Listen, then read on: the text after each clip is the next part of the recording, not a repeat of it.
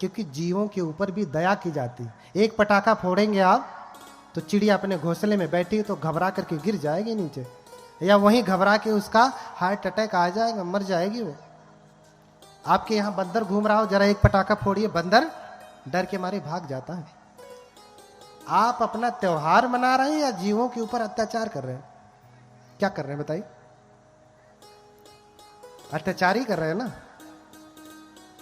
ये कौन सा त्योहार दूसरों को दुख देकर धाड़ धाड़ करना जरूरी है? हाँ?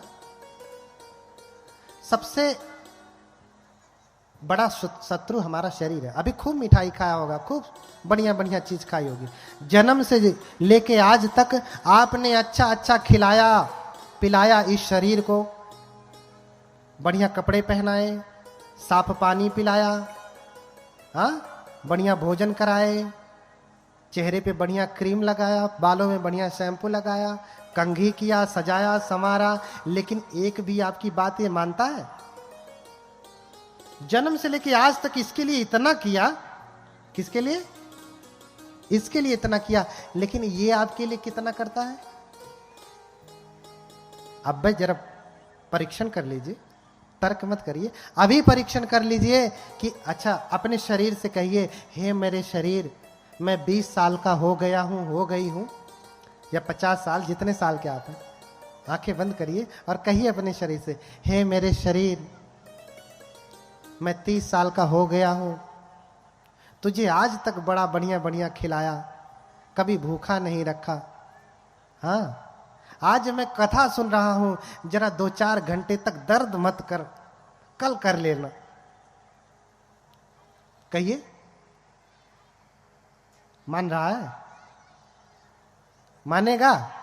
सबसे बड़ा शत्रु कौन है? जितने कहेंगे उतने दर्द करेगा। देखो इसको बढ़िया बढ़िया खिलाया, मिठाई, और हो गया शुगर।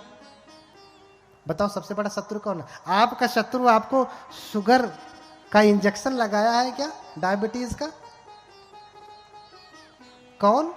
ये आपका शरीर। इसे आपने अच्छा समझ करके मेवा मिश्री और बढ़िया मिठाई खिलाया और क्या कर दिया? शुगर कर दिया। बताओ सबसे बड़ा शत्रु कौन है? हाँ, सबसे बड़ा शत्रु आपका ये अपने पेट से कहिए, ए मेरे पेट, अभी कथा सुन रही हूं, प्यास मत लग, भूख मत लग, लेकिन तब से प्यास से व्याकुल है ना। रोज तो पानी पीते हैं, आज कहते थोड़ा आराम कर ले, घर में चल के 1 गैलन पी लूंगा, थोड़ा रुक जा। रुकता है? नहीं रुकता। इसलिए बुद्ध कहते हैं कि ये कुछ भी मेरा नहीं है, ये सब शत्रु है हमारे। अगर ये मेरा होता तो कहते एवं में रूपं हो तू, एवं में वेदना हो तू, मेरा रूप ऐसा हो जाए। अपने चेहरे से जाके कहिए, आप लोग भी शीशा में देखिए, आपका चेहरा है तो कहिए, ऐ मेरे चेहरे, तो किसी हीरोइन जैसा हो जा, किसी हीरो जैसा हो जा। होता है? नहीं होगा। वो सब तो छोड़ दीजिए, कुछ बने ना बने, कम से कम उसे इतना कह दीजिए कि ऐ मेरे शरीर, तू बूढ़ा मत हो। कुछ और नहीं कर सकता तो रुक तो सकता है ना। ऐ मेरे बाल, तू सफेद मत हो। ऐ मेरे चेहरे, तेरे ऊपर झुर्रियां न पड़े। हो सकता है? नहीं हो सकता। इसीलिए भगवान बुद्ध की शिक्षा बहुत आवश्यक है। अनित्य भाव को जानेंगे तभी आप सद्धर्म में लगेंगे, क्योंकि सब अनित्य, सब बदलेगा, हम कुछ नहीं कर सकते। अरे बढ़िया ग्रीन टी पी लेने से भी 1 साल बढ़ गया, लेकिन अंततः फिर बूढ़े तो होना ही है ना। क्या करेंगे? तब भी तो लगना ही है। तो जब लगना है तो अभी क्यों ना लग जाए?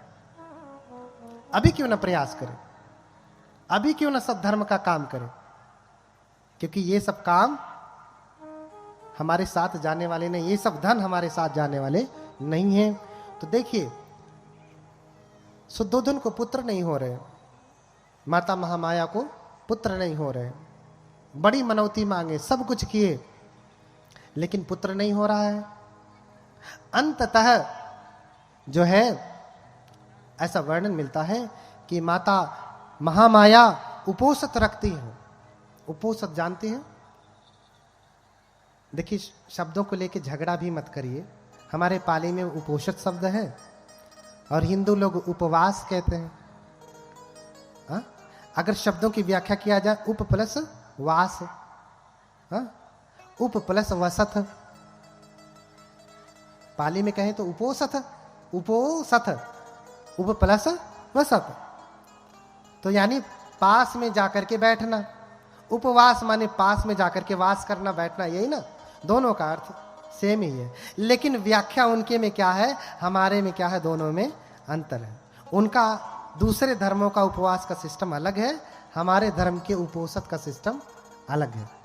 वहां तो 24 घंटे सरपुतिया का जूस पी के रहेंगे, शरीर को जलाएंगे, लेकिन यहाँ शरीर को नहीं जलाना है, मन को ठीक करना है। क्योंकि सब करता धरता कौन है? करता धरता कौन है? मन है कि ऊपर वाला? ऊपर वाला है, मन क्या करेगा?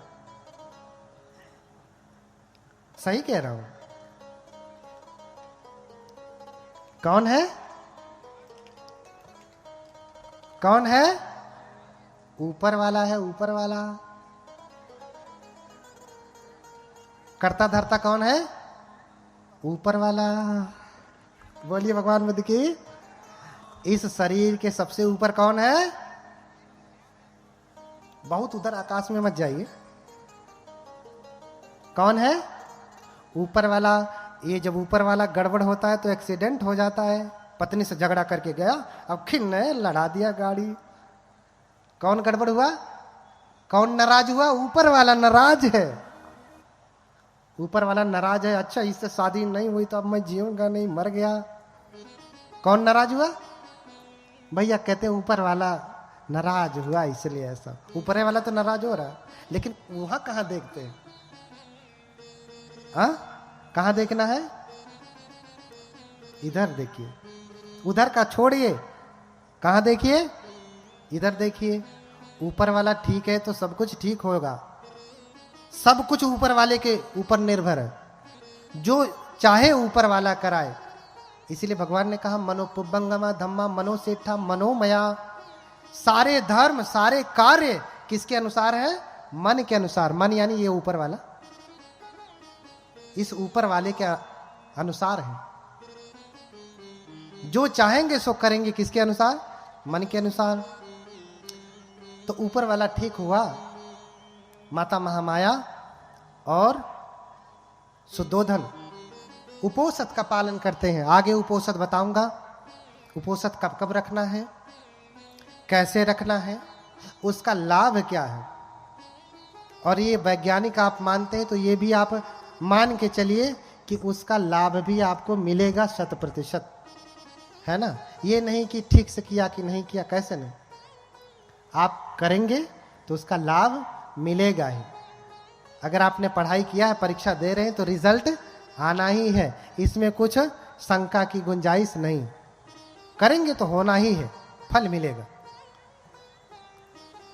अब ये सुमेध बोधिसत्व अपने गर्भ का अवलोकन करते हैं कि किस गर्भ में जाऊं, कौन मेरी माता होगी। तो देखते हैं कि सुद्धोधन पिता होंगे और माता महामाया होंगी।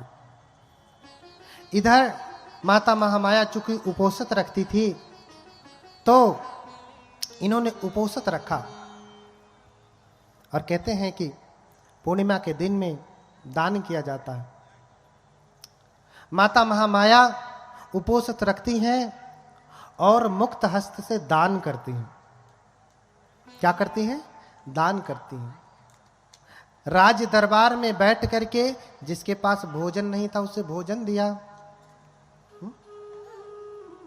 जिसके पास वस्त्र नहीं थे उन्हें वस्त्र दिया, जिन्हें धन की आवश्यकता थी उन्हें धन दिया, जिन्हें आवास की आवश्यकता थी आवास बनवाने का आदेश दिया, आवास बना। जिन्हें जो जो चाहिए था उन्हें वो दिया। और जब धन दे रही हैं तो गिन नहीं रहे। हाँ? धन दे रही हैं तो गिनती नहीं है कि 10 रुपए दे रही हूं कि 20 रुपए कि 100 के 1000 के लाख ना। पात्र में है, हाथ लगाया, जितना आ गया दे दिया। आप दान करते हैं तो क्या करते हैं? पहले ही से फिक्स करके आएंगे, ऊपर वाले जेबा में रख के चल रहे हैं, इतना देंगे। और कभी कभी गलती से अगर प्री प्लान नहीं रहा, आ गए अचानक से और दान देना पड़ गया, तो अंगुली डाल के जेब में से वही 10 रुपये वाली निकले, 50 वाली निकले। अरे भैया तुम 12वें निकाल के जितना देना हो दे दो, क्या उसमें घबरा रहे हो इतना? नहीं देना तो मत दो, कोई आपसे जबरदस्ती तो वसूल नहीं कर रहा। लेकिन मन, ये ऊपर वाला कैसा है आपका? हाँ, देते समय त्याग की भावना होनी चाहिए। दान क्या है? त्याग है। परित्याग लक्षणा दान पारमी। भले प्रकार के त्याग की भावना ही दान है। आपने वस्तु दे दिया, मन पकड़ा, अरे 1000 दे दिया, रहा होता तो लड़के का फीस दे दिया होता, बर्बाद हो गया। मन से पकड़ा है, धन चला गया, मन पकड़ा है। इसलिए कहा कि परित्याग, भली प्रकार से त्याग करना है। हाथ से ही नहीं त्यागना है, मन से भी त्याग। जब दे दिया तो दे दिया, और नहीं देना चाह रहे तो भैया रखो, इतना घबराओ मत। जब मन बन जाए तब देना। हाँ, कभी कभी कुछ बनते लोग भी होते हैं, अरे भैया लाओ, यहाँ करो वहां। कोई सर मुंडवाने से, वस्त्र पहनने से कोई श्रमण नहीं होता, कोई भिक्षु नहीं होता। न मुंडके न समणो अभ्यतो आलिकं भणं, इच्छा लोभ समापन्नो समणो किम भविष्यति। हाँ, सर मुंडवाने से कोई बनते नहीं होता, भिक्षु नहीं होता। जिसके भीतर इच्छा है, लोभ है, लालच है, क्या वो बनते होगा? ना। बनते कौन? संसारे भयं इक्खतीति बनते भिक्षु। जो संसार में भय देखता है, बार बार जन्म मरण के चक्र में भय देखता है, ये सांसारिक चीजों में भय देखता है। सांसारिक चीज क्या है? लालच, लोभ, संग्रह, इसमें भय देखता है, वो भिक्षु है, अन्यथा भिक्षु नहीं। सर मुंडवाने से कोई भिक्षु नहीं होगा, समझ रहे ना? इसलिए उसको कोई ज्ञान भी नहीं प्राप्त होने वाला। कबीरदास भी इसी बात को बार बार कहते हैं, मूड मुड़ाए हरि मिले तो सब कोई ले ही मुड़ाए। कपड़ा पहनने से, सर मुड़ाने से कोई भंते हो जाए और उसे बुद्धत्व प्राप्त हो जाए, निर्वाण हो जाए, तो हर कोई नहीं मुड़ा लेगा। मूड मुड़ाए हरि मिले तो सब कोई ले ही मुड़ाए। और बार बार के मुड़ते भेड़ न बैकुंठ जाए। अच्छा, भेड़ का तो बार बार मुंडन होता है ना, बैकुंठ गया, स्वर्ग गया? नहीं। भेड़ बैकुंठ जाती है? नहीं। तो सर मुंडवाने से, ऐसा पहन लेने से कोई भिक्षु नहीं होता। तो भैया जितना देना है उतना दीजिए। अब भंते लोगों की गड़बड़ी है, उनके गुरु का पता नहीं, किसी का कुछ पता नहीं, शिक्षा दीक्षा का पता नहीं, शील विनय का पता नहीं, तो वो मांगने आ जाते हैं। मांगने वाला कोई भिक्षु नहीं होता है। मांगने वाला कोई भिक्षु नहीं होता। न सो भिक्षु होती यावता भिक्षते पर। मांगने से, भिक्षा मांगने से कोई भिक्षु होता है? कतई नहीं हो सकता। इसलिए हम अपने प्रसंग पे आते हैं। समय रहा तो और व्याख्या होगी। बोलिए भगवान बुद्ध की। हाँ, तो उपोषित रखी, उपोषित का पालन किया, दान दिया, और फिर ये बोधिसत्व जब विलोकन करते हैं तो देखते हैं यही मेरी माया है, मेरी माता है, इसी के गर्भ में मुझे जाना है। तो दान आदि कृत्य करके ऐसा वर्णन मिलता है कि जब वो अपने सैया पे जाती हैं, बिस्तरे पे सोने के लिए जाती हैं, उसी रात वो स्वप्न देखती हैं। स्वप्न देखती हैं कि आप गर्भ में आ गए। कौन? सिद्धार्थ। उधर सुमेध से देवतागण निवेदन कर रहे हैं। उधर देवतागण निवेदन कर रहे हैं हाथ जोड़ करके, कतंजलि ही देवे ही याचितो द्विपतुत्तमो संबोधायम तुहियं कालंति आदिना। हाथ जोड़ करके निवेदन करते हैं कि हे देव, आपके बुद्धत्व का समय आ गया, अर्थात आप जन्म ग्रहण करें। थोड़ा सा ईको कम कर दो, इसका ईको थोड़ा कम, आवाज साफ नहीं आ रही। हल्का सही को करो। आपके जन्म लेने का समय आ गया। अब आप जन्म लें और इधर माता महामाया सोई हैं, सपने देख रही हैं। और देवताओं ने जब निवेदन किया तो निवेदन स्वीकार किया। माता महामाया स्वप्न देख रही हैं। क्या स्वप्न देख रही हैं? कि वो सोई हैं और उनकी सैया को चातुम महाराजी के देवता हिमवंत प्रदेश में उठा ले गए। अब स्वयं भगवान बुद्ध और उनका धम्म आप पढ़िए, बाबा साहब द्वारा लिखित। वो सोई है और उनकी सैया को चातुम महाराजी के देवता हिमालय पे उठा ले गए। हिमवंत प्रदेश अर्थात हिमालय में ले गए। और फिर देवताओं की जो स्त्रियां होती हैं वो आती हैं, माता को लेकर के जाती हैं, स्नान कराती हैं, सुंदर वस्त्र पहनाती हैं और फिर सैया पे ला करके लिटा देती हैं। और फिर क्या देखती हैं कि माता महामाया लेटी हैं सैया पे और एक सफेद हाथी अपने सूंड में सफेद जो है कमल का फूल लेकर के सामने प्रकट होते हैं, आते हैं। और माता महामाया की 3 बार परिक्रमा करके दाहिने तरफ से माता महामाया की कुक्षी में प्रवेश करते हैं। कुक्षिम विशंतम गजवदहि माया देव्या विलोकेव कुलम नमामि। हाँ, क्या देख रही हैं? सैया पे लेटी हैं, सपने में देख रही हैं कि देवियों ने स्नान कराया, बिस्तरे पे लिटाया, लेटी हैं, सफेद हाथी आया, सफेद पुष्प लेकर के 3 बार परिक्रमा करके दाहिने तरफ से गर्भ में प्रवेश हो रहा है। कौन? हाथी पेट में घुस रहा है। कहां आदमी कहां हाथी, 100 गुना बड़ा। अब आप सोचिए, आप सपना देखें कि आपके पेट में हाथी घुस रहा है तो घबरा नहीं जाएंगे? माता महामाया भी देख रही कि अरे हाथी पुष्प लेके आ रहा है। माता महामाया घबरा गई और घबरा गई तो निद्रा टूट गई, फिर जग गई। अरे ये सपना था, सपना। कुछ लोग आरोप लगाते हैं कि अरे ये बौद्ध लोग कहते हैं कि हाथी जो है पुष्प लेकर के गर्भ में आया और माता महामाया के पेट में घुस गया। ये सपना था, सपना। सच में ऐसा नहीं हुआ। जैसे ही हाथी घुसता है निद्रा खुल जाती है और फिर उठ करके घबरा जाती हैं, पसीने पसीने हो जाती हैं। अपने स्वामी से सुबह बताती हैं कि स्वामी मैंने ऐसा ऐसा सपना देखा। तो राजा शुद्धोधन स्वप्न के जानकारों को बुलाते हैं। 108 स्वप्न के जानने वाले विद्वान ब्राह्मणों को बुलाते हैं, जो केटु निघंटु शास्त्र को जानने वाले, लक्षण विद्या को जानने वाले, सामुद्रिक विद्या को जानने वाले, उनको बुलाते हैं और उनको बढ़िया बढ़िया भोजन कराते हैं और थाल भर भर करके दान देते हैं। 108 ज्ञानी ज्योतिषियों को बुला करके भोजन कराया, दान दिया और फिर हाथ जोड़ करके निवेदन किया कि इसमें से जो योग्य 8 ब्राह्मण हैं वो रुके, वो स्वप्न की व्याख्या करें। बाकी 100 लोग जाएं, 100 लोग रह के क्या करेंगे?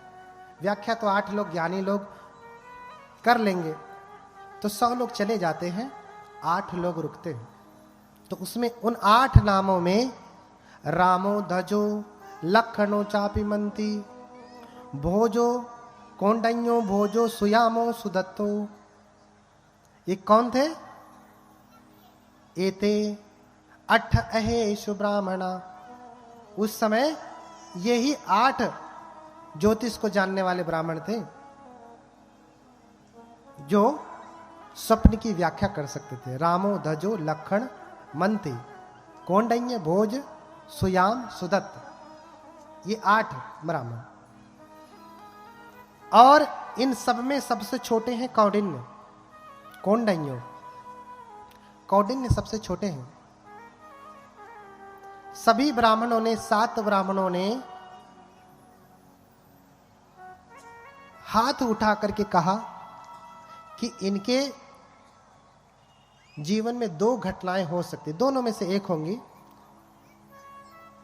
हाँ, राजा भवि चक्रवर्ती बुद्धो अथ लोकोत्तमः। क्या कहा कि हे राजन, अगर ये बड़े हुए, अगर गृहस्थी के जीवन में रहे तो क्या होंगे ये? राजा। क्यों? क्योंकि आपकी मां जो है, पत्नी ने जो सपन देखा है वो बेटे के जन्म का सपना है, अर्थात आपकी माता गर्भवती हो चुकी हैं। क्या हो चुकी हैं? गर्भवती हो चुकी हैं। इसलिए उन्होंने सपना देखा, अगर ये बच्चा जन्म लिया, घर में रहा, गृहस्थी के जीवन में रहा तो चक्रवर्ती राजा होगा, और अगर घर छोड़ा तो बुद्धो अथ लोकोत्तमः, इस लोक का सबसे उत्तम पुरुष क्या होगा? बुद्ध होगा। या तो बुद्ध या फिर चक्रवर्ती राजा, दोनों में से एक ही हो सकते हैं, दूसरे नहीं। नाखो राजा द्वे गतियों, 2 गति नहीं है, एक ही गति, या तो राजा या फिर बुद्ध। ये 2 बातें कहते हैं। लेकिन कौंडिन्य जो सबसे छोटे हैं वो कहते हैं कि राजन, मैं 2 बातें नहीं कहूंगा, एक ही बातें कहूंगा। क्यों? क्योंकि आपने कभी कभी देखा होगा, भगवान बुद्ध को यहां पे बिंदी बना देते हैं ना, बिंदी। अगर आपने श्रीलंकन मूर्ति देखा होगा, प्रतिमा देखा होगा, श्रीलंकन बुद्ध, तो वहां ऐसे घुमा करके ऐसे ऊर्णिमा रहती है ना, आपने देखा होगा ऐसे घुमा करके। उसको क्या कहते हैं? आपने देखा है, क्या कहते हैं उसको? किसी को पता है? नहीं, बस हम कहते हैं बिंदी लगी है, टीका लगा है। नहीं, हाँ कुछ लोग हैं ऐसे गोल सा बना देते हैं, ऐसा नहीं है। लेकिन श्रीलंकन में ऐसे घुमा करके ऊपर लौ निकली हुई अग्नि, जैसे अग्नि की शिखा होती है, जैसे दीपक की ज्वाला होती है, लेकिन ऐसे घूमी हुई ऊपर जलती हुई, उसे कहते हैं ऊर्णिमा। क्या कहते हैं? ऊर्णिमा। उस ऊर्णिमा के दाहिने होने से वो 2 प्रकार से होती है। अगर ये बाएं की तरफ होती तो ये चक्रवर्ती राजा होते, लेकिन ये दाहिने की तरफ है, इसलिए ये बुद्ध होंगे। और कौंडिन्य ने कैसे जाना? क्योंकि कौंडिन्य जो है मुख्य सामुद्रिक विद्या जानते थे। क्या जानते थे? मुख्य सामुद्रिक विद्या में पारंगत थे, अर्थात मुख के लक्षण को देख करके बता सकते हैं आपका भविष्य, आप क्या होंगे, कौन से स्वभाव के हैं, अच्छे हैं, बुरे हैं, गुस्सैल हैं, है ना, लालची हैं, दानी हैं, सब बता देंगे। उसे मुख्य सामुद्रिक विद्या कहते हैं। हाँ, आजकल तो बहुत सारी वैज्ञानिक किताबें मिलती हैं। लोग कहते हैं ऐसे किया तो उसका अर्थ दूसरा, वैसे किया तो उसका अर्थ दूसरा, मुंह टेढ़ा किया तो उसका अर्थ दूसरा। एक प्रकार से विद्या ही है। लेकिन बाकी के 8 जो ज्ञानी थे, ये 7 ज्ञानी ये समझ नहीं पाए, सिर्फ कौंडिन्य ही समझते हैं। और दाहिने तरफ था, ये देख करके कहे कि राजन ये सिर्फ बुद्ध ही होंगे, चक्रवर्ती राजा नहीं होंगे। इसलिए राजा को अच्छा नहीं लगा, बाकी के 7 बूढ़े बुजुर्गों को भी अच्छा नहीं लगा कि आप कैसे कह सकते हैं, आप गलत कह रहे हैं। राजा को भी नहीं अच्छा लगा, क्योंकि कोई ऐसा चाहता है कि उसका बेटा जो है घर छोड़ के सन्यासी बने, प्रवज्जित बने? कोई चाहता है? जरा इधर हाथ उठाए माताएं, कोई चाहता है? नहीं, कोई नहीं चाहता। लड़का भले शराबी बन जाए, गजेड़ी बन जाए, नशेड़ी बन जाए, जुआरी बन जाए, शराब पी करके आए, माँ का बाल पकड़ करके जो है 2-4 थप्पड़ लगाए, ज़्यादा बोले तो मुंह पे एक दे दे खींच करके, लेकिन बेटा सन्यासी हो जाए, पूज्य हो जाए, लोग उसका स्वागत करें, ऐसा कौन चाहता है? ऐसा कोई बुद्धिमान तो नहीं चाहता, कोई पागल ही होगा जो चाहेगा ना। तो राजा भी यही सोचता है, व्यंग है। राजा भी यही सोचता है कि मेरा बेटा तपस्वी ना हो, क्या बने? राजा बने। मैं राजा हूं, मेरा बेटा भी राजा बने। मैं डॉक्टर हूं, मेरा बेटा भी डॉक्टर तो बन गया, चला गया मुंबई में शिफ्ट है, क्या करोगे? क्या फायदा है? कभी आता भी नहीं, फोन भी नहीं करता। बनाओ डॉक्टर। डॉक्टर के साथ साथ उसको एक अच्छा मनुष्य भी बनाना। अब इसका अर्थ ये नहीं जो मैं कह रहा हूं आप डॉक्टर इंजीनियर सब बनना छोड़ दीजिए, और तेजी से बनिए, लेकिन उद्देश्य भी समझिए, ठीक है?